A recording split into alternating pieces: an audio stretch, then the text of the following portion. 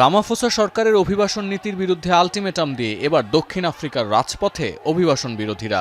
গুরুত্বপূর্ণ শহর Cape Town, Johannesburg এবং ডারবানের নিয়ন্ত্রণ নিতে কঠোর অবস্থানে আইনশৃঙ্খলা রক্ষাকারী বাহিনী।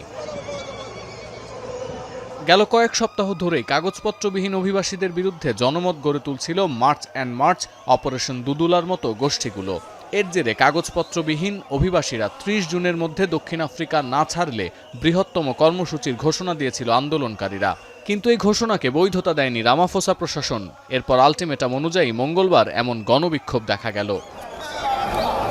এই সময়সীমাকে শুরু থেকেই ভিত্তিহীন ও বেআইনি বলে প্রত্যাখ্যান করেছে রামাফোসা সরকার। যদিও বিক্ষোভকারীদের বক্তব্য, অনথিভুক্ত বিদেশিদের কারণে দেশের কর্মসংস্থান ও অন্যান্য সুযোগ সুবিধার উপর চাপ সৃষ্টি হচ্ছে। দেশের মানুষের করের টাকার সুবিধা নিচ্ছেন অবৈধ অভিবাসীরা। বিক্ষোভের অন্যতম সংগঠকও জানালেন রামাফোসা সরকারের উদাসীনতার কথা।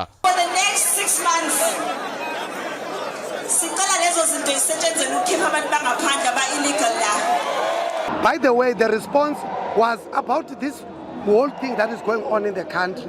Foreigners getting employed because of cheap labor, and the biggest beneficiaries of cheap labor, it is these very same politicians. মঙ্গলবারের কর্মসূচিতে বিক্ষোভকারীদের একটি বড় অংশ শুরুতে শান্তিপূর্ণ অবস্থান নিলেও পরে অনেকে মিছিল থেকে বিচ্ছিন্ন হয়ে ভাঙচুরের চেষ্টা চালায়। পরিস্থিতি নিয়ন্ত্রণে হস্তক্ষেপ করে পুলিশ। এ সময় কয়েকটি এলাকায় লুটপাটের ঘটনা ঘটে। নানা অভিযোগে বেশ কয়েকজনকে আটকের খবরও পাওয়া গেছে। কোথাও কোথাও আগুন জ্বালিয়ে বন্ধ করে দেওয়া হয়েছে সড়কে যান চলাচল। ধাওয়া পাল্টা ধাওয়ায় আন্দোলনরতদের ছত্রভঙ্গ করে দিচ্ছে পুলিশ। এমন পরিস্থিতিতে বিক্ষোভকারীদের ভীতি প্রদর্শন বা হুমকি দেয়া থেকে বিরত থাকার নির্দেশ দিয়েছেন প্রেসিডেন্ট সিরিল রামাফোসা।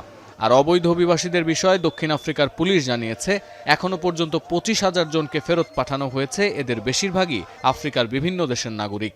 এমন পরিস্থিতিতে চরম নিরাপত্তাহীনতায় ভুগছেন অভিবাসীরা। সাম্প্রতিক সময়ে বিক্ষোভ ও হামলার কবলে পড়ায় অনেকেই কাজে যাচ্ছেন না। ২০২৩-এর পরিসংখ্যান অনুযায়ী দক্ষিণ আফ্রিকায় বসবাসরত অভিবাসীর সংখ্যা ৩১ লাখ, যা মোট জনসংখ্যার প্রায় ৪.১%। যদিও ১০ বছর আগে এই হার ছিল ৫.৬% কাছাকাছি। সতীর্থ কর্মকার, এখন বিশ্ব।